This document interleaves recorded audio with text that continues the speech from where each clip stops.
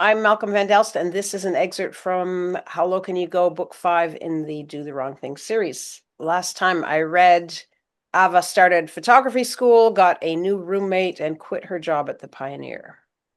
This is a continuation of the chapter called University of Photography. It's pitch black. My eyes are closed, and I'm in a bedroom while the Halloween party rages outside. I'm at Rick's. He's moved back to Release, though Michelle is still in Concord.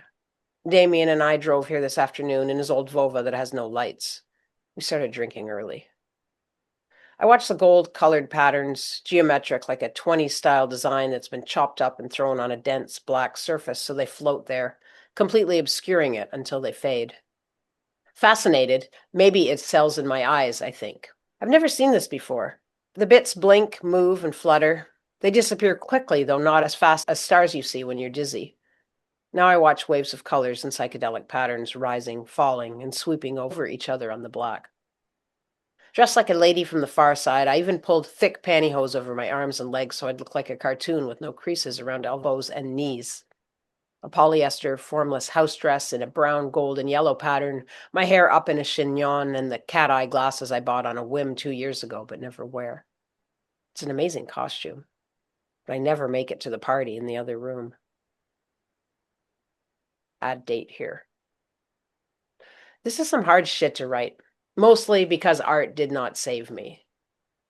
Okay, it did. But the process was slow, and right now, by that I mean late fall, 1991, I go back to drinking and hooking up with Greg. In my memory, I quit alcohol after the few days I spent alone repeating I love myself to myself to drive away the negative thoughts and keep me from going to the latest amoeba house to socialize, aka drink, while sitting in a room talking to no one.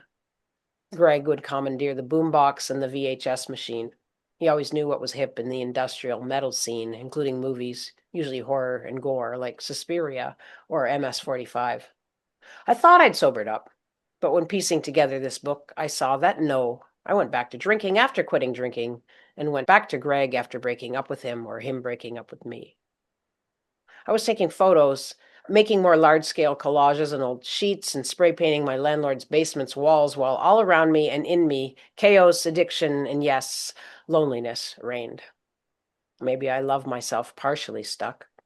I could derail the "you're no good, you might as well be dead, you're useless" train with the "I love myself" incantation. To my photography class, I was the unhinged one, while to the amoeba crowd, I was the one that had something going on, even if it was only one class a week.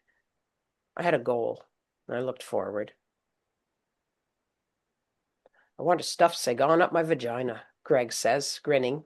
I roll my eyes. He's read my journal.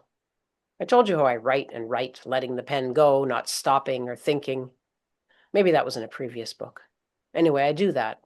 It eases loneliness and confusion. I don't care that Greg reads my journals. A couple should have no secrets from each other, my mom says. So do the Catholic pamphlets about marriage.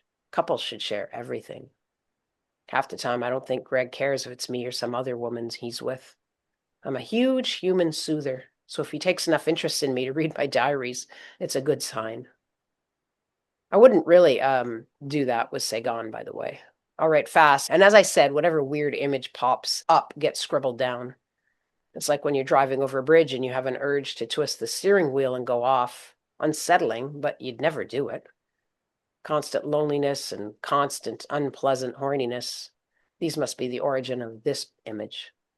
The human mind is a horror show. Needs a lot of guardrails and a lot of cops. Greg is halfway out the back door of my apartment, standing on the porch. I'm asking him to come with me to Concord or Westrood when I move. I already know he won't, but I desperately cling to an idea that maybe he will, and that a complete change of scene will cause a complete change in him. He'll stop drinking and start making music. He'll find a way to support himself. He's been living in my basement. We can't share a bed. Neither he nor I am ready for that, but this is kind of like living together. It's actually chaos. He goes out and gets drunk, stumbles home, and pisses in the entranceway we share with the nice neighbors upstairs. I clean it up. He sleeps with Ash. I won't find out about them sleeping together until years later. At this moment, as Greg leaves me, I have the same tunneling experience I had when I took the Change How You Think About Schizophrenia bus ad down from the back of a bus back in Birmingham when I was in university. Everything goes black except for a circle in the middle with Greg in it, far away like I'm looking through a telescope backwards. I know he has to go, not just from my basement, but from my life entirely, even as I beg him to stay.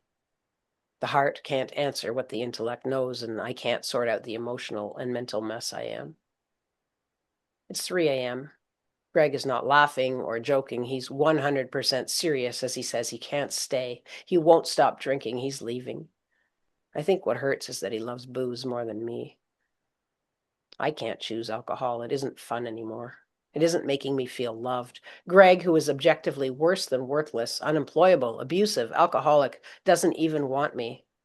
How will I survive? Emily wants nothing to do with me. Same with my parents, my brothers and sister. They haven't been in my life for years.